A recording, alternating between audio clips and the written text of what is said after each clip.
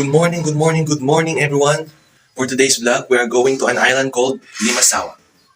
Starting it off by waking up early and taking a bath because it is gonna be a long day ahead. For this trip, I already packed my things so we could get there early.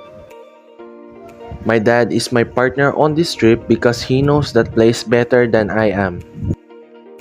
I picked Limasawa because it is next to our town and it has a beautiful place to vlog.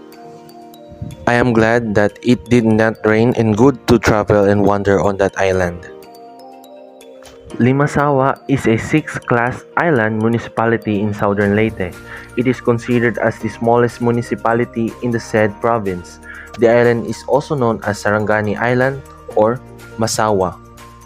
You can see that their mode of transportation are boats and motors. The fun fact, how Limasawa got its name. Raha Kulambu, the Raha of the island, has 5 wives. That is why the place was called Limasawa, which means 5 wives. The only threats over here are natural disasters like bad weathers and typhoons. As you can see, the houses over here are still damaged because of the aftermath of the typhoon Odette. The government are still supporting and giving supplies and food in this island, and other people like the foreigners are helping too, like reconstructing houses and restoring it. The cases of COVID here are lower because the island is small and there are small amount of people living here, and they are being careful enough.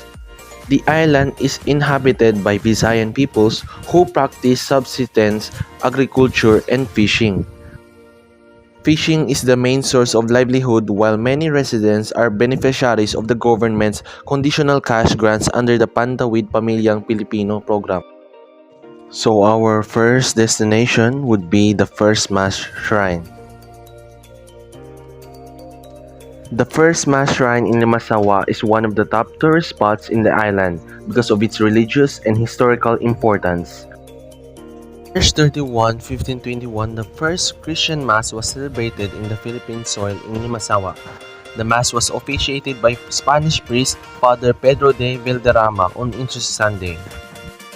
You can see a writing description about the first Mass in the Philippines. Inside the shrine are paintings that depicts what transpired during the time where Ferdinand Magellan and his crew landed in Limasawa Island. Let me give you a brief history about the first Mass. The first Mass in the Philippines was celebrated in Limasawa Island on Easter Sunday, March 31, 1521. It was when Ferdinand Magellan landed on the said island in the midst of his voyage around the world. Early in the morning, Magellan sent ashore Father Pedro de Valderrama with some men to prepare for a mass and to inform Raha Kulambu through an interpreter that he and his men would land and to attend the mass. Raha Kulambu agreed by sending some gifts. As Magellan and his troops approached the shore, there were a salvo of 6 guns was fired as a sign of peace. Raha Kulambu and Si Agu embraced Magellan and they walked together to the place of worship together with the sailors. Throughout the mass, the Rahas remained on their knees with clasped hands. At the elevation, the ships fired all their artillery in response to musket signal from the shore. And this is the brief history about the first mass in the Philippines. The caretaker told me that the shrine didn't get overly damaged by the Typhoon Odette. That is why we can see the paintings and sculptures still standing and looking good as new. The caretaker also told me that some artifacts got washed out during the typhoon, like this one. There is also a wishing well beside the shrine, because if you wish and rang the bell, your wish may become true. So our next stop would be the Magellan's Cross. Magellan planted a cross in what is known as the Barangay Triana, but this was burned in 1565.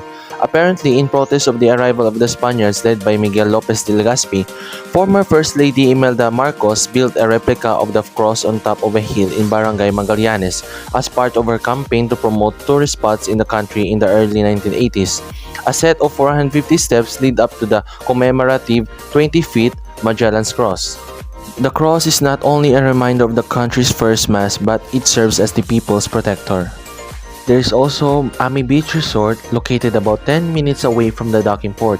It offers cream sand beach, an accommodation both air-conditioned and open-air huts as well as small restaurant. Also the Blue Lagoon, one of the most visited tourist attractions in Limasawa Island. It's about 30 minutes away from the town proper and it offers breathtaking views. There are still some people littering around the place. If I could advise the government, this would be it.